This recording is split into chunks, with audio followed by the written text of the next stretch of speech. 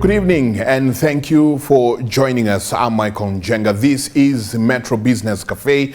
On this show, we'll be discussing and talking and looking at matters money. And as my friend Kibe keeps telling me, we'll also be changing mindset about money. We're told of a story of 3 people who were given talents. One was given 5, one was given 2, another one was given 1. The one who was given 5, he went and decided, you know what, I'm going to make sure that I utilize this and I trade. He traded, he got 5 more. The one who was given 2 went again and decided to traded, and he got 2 more. The one who was given 1, he said, I don't need to trade, I'll just put this one into the sand, and when the time comes, I'll return it to whoever had given it to us. And when the time came, the one who did not invest was told to go away. You did not think. You did not think what was in your hand. No matter how little it was, it would have given you something. And that's what we're going to be dealing with on Metro Business Cafe from today onwards. Every Thursday from 7:30 p.m. we'll be discussing about money matters and changing our mindset about money. With me tonight, I have Benson Mwagi, CEO, Metropolitan National Sacco. Thank you. Karibu sana, and say hi to viewers tonight. Good evening, viewers. Thank you for joining us for this live stream. We're going to take you through a very important journey as far as business, money, and wealth creation matters are concerned. Karibuni sana. Thank you. And before I go to Andrew, I would like to know what exactly will the people who are watching derive from this? Why come and start this and decide to talk about money and the mindset? Very simple. We want to give our members the financial freedom they do require through financial literacy that is going to empower them. And once they're empowered, we believe we shall be able to build better lives together. You have a membership of about over 75,000 members. Over 75,000 members. So of course you've been seeing different trends. People saving, people getting all their savings out, people coming for loans, people, some of them, you have seen it all. What are some of the major things you'd like them to learn from these series that we'll be doing? Mike, let me first share with you that for the past 1 year, about 3 months, we have been going through a pandemic. And that for sure has affected the business entities, both nationally and globally. Some of the businesses have closed down. And I believe had these people been taken through what we are just about to take through our members, the story would be different. So we believe with the insights that we're going to share with our members, it's going to be something very interesting. We're going to share with them critical insights. And again, also very important for us to appreciate that a lot has happened and it's going to happen, especially within the Sacco space. For instance, we have seen the non-deposit taking regulations taking effect last year. And that means all the Saccos that previously were not licensed will now be required to be licensed by the Sacco Society's regulatory authority. And one of the key aspects in the non-deposit taking regulations is about education to members. Where now the non-DTS, they're required at least to carry out a 1-day education session with all its members so that the Sacco and its board, they can be able to take members through matters to do with the Sacco's products, services, and other key emerging issues.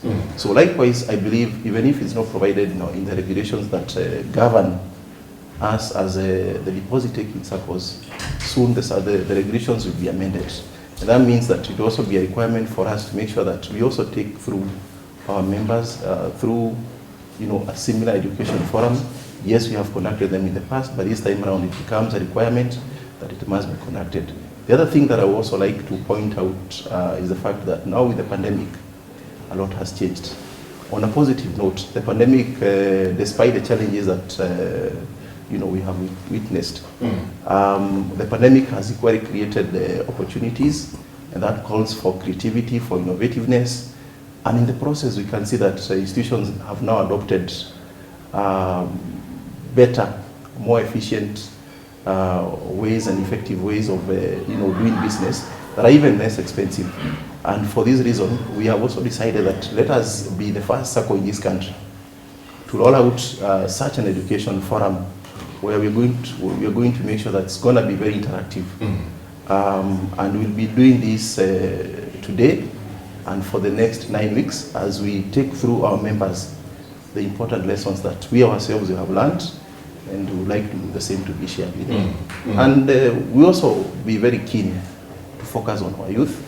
And part of the training that we also be taking through our members is that we also want to share the same with our youth.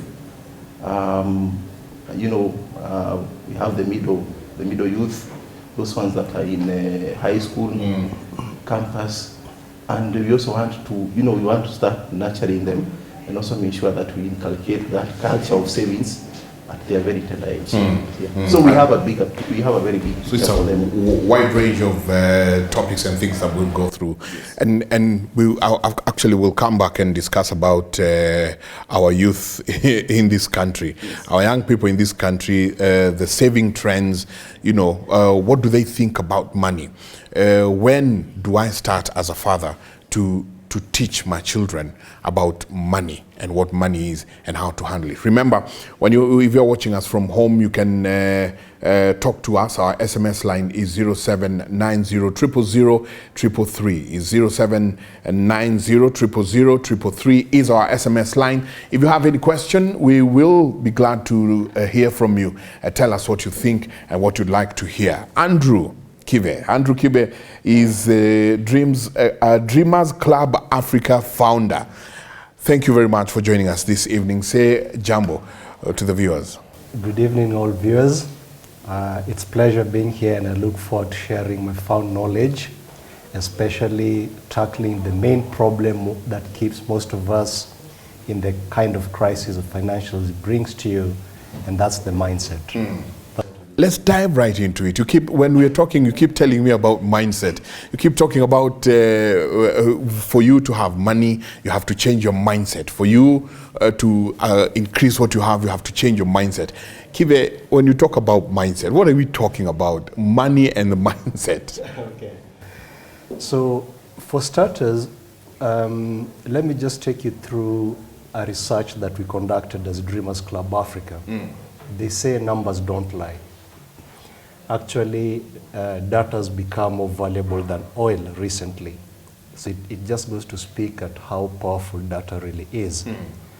So we wanted to understand in terms of financial literacy, the level where Kenya is at. And what we decided to do is we went up country and we chose retirees who had prime jobs.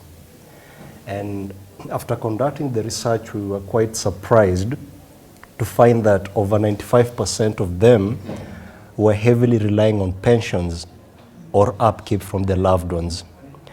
And so as you speak to them and try to find out, you had these good jobs, what really happened, what went wrong, you realize that to them that is not really a concern. They've actually embraced that, and to them that's water under the bridge. Their main concern, however, is their children, who are the working class now referring to us, are actually in the same path where they were before, and every time they approach us and try to warn us around that, we tend not to listen to them. It's like they're interfering with their own personal affairs. So they try to a certain point, then they say enough is enough. So they just watch helplessly as we walk the same path as them. And so that created an interesting point of view for us. So we came back and decided to conduct another research, but now targeting the working nation. So for the working nation, actually, we just asked two very simple questions. The first one was, given the knowledge that you have today about personal finance, if you had that knowledge before you started working, how different do you think your life will have been today? And 100% of the respondents said we will have been very far. In fact, Bwana CEO mentioned something like, if I had that knowledge when I was very small, things would have been very different. So it's a common acceptance to most of the working nation. And now that triggered the second question where we asked them, and given that you've learned something, what is it that you have done or are you doing to ensure that your children gain that knowledge before they start working? And this is where now the mindset concept came in, because over 93% of them could not answer that question. On one hand, they see the effect of not having this knowledge themselves through the experience, but on this other end, why is it that I've never done anything to ensure that these children gain this knowledge? So to them, it felt like it should be common sense. If I went through this, I shouldn't let my children go through this.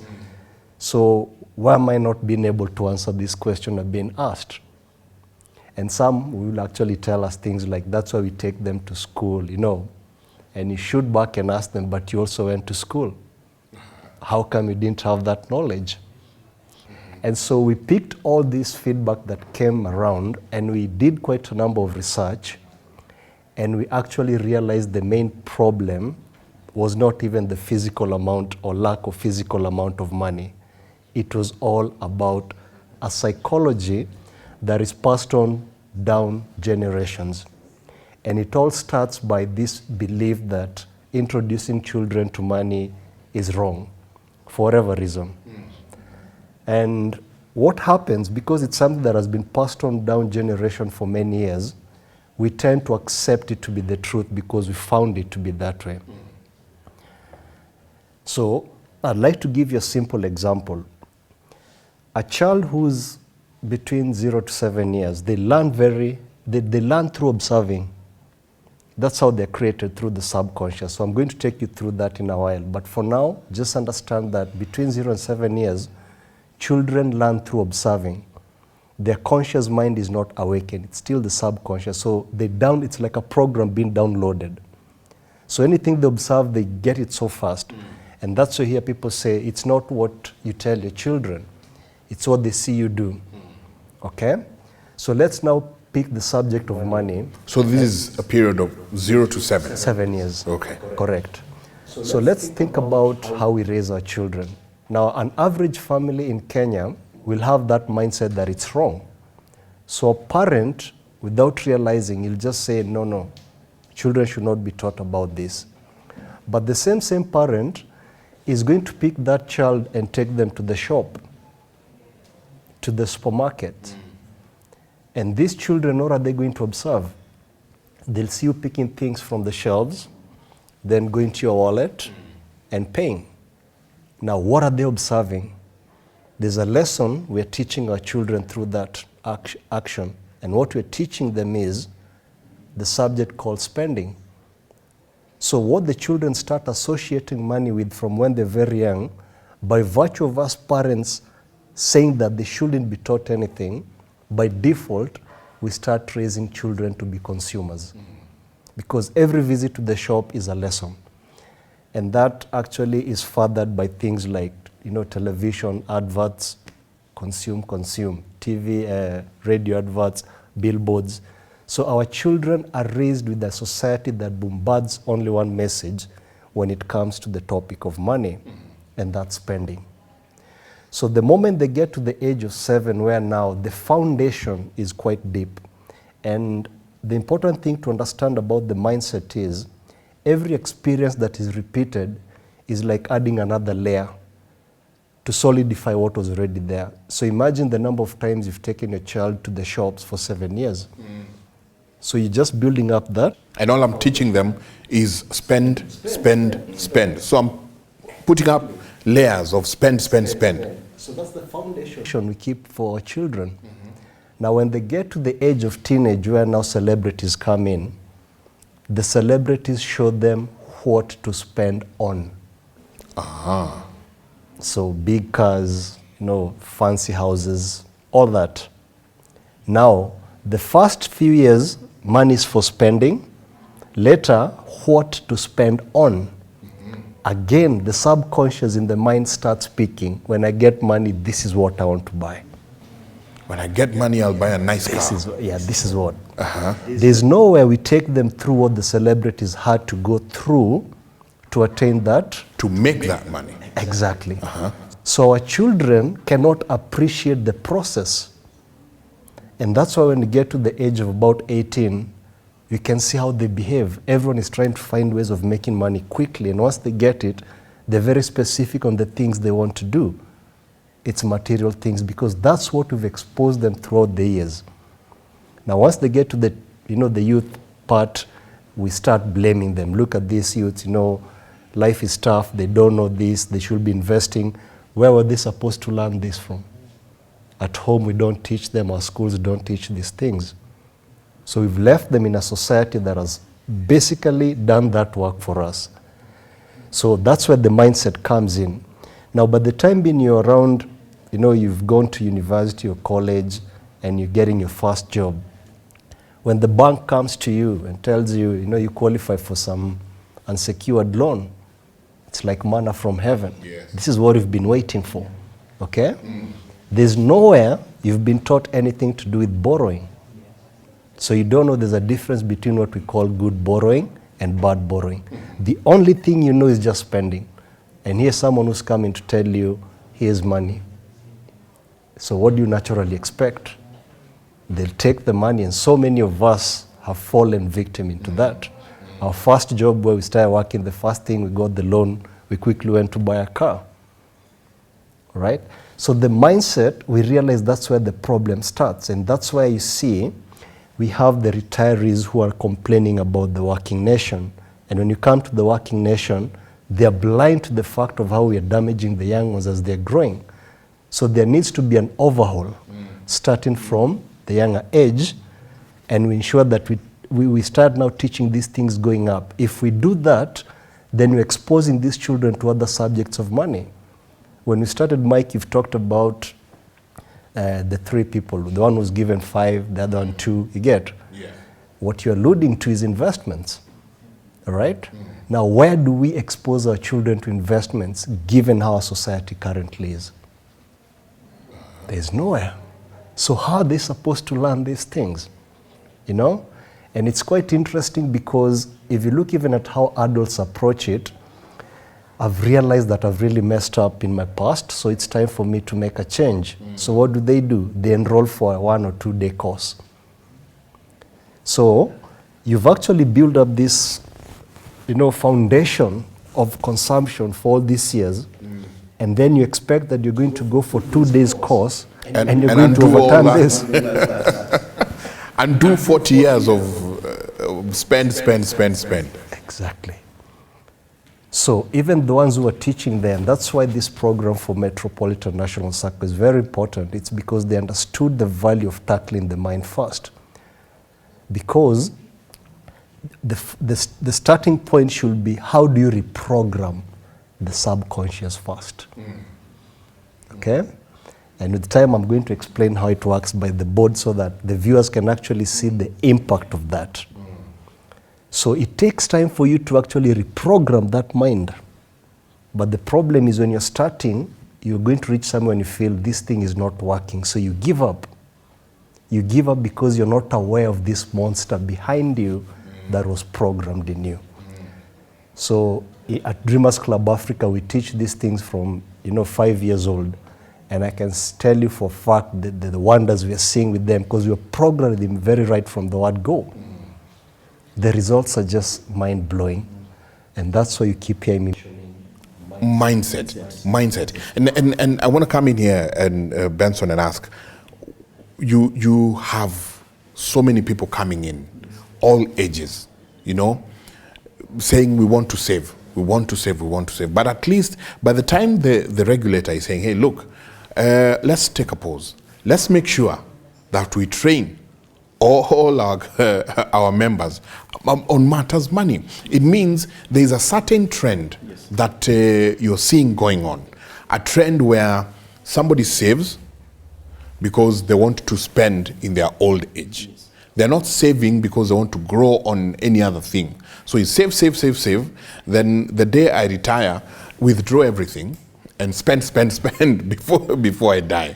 So what are some of the traits you're seeing? What are some of the things you're seeing with your members who come to you from whatever age to where they are.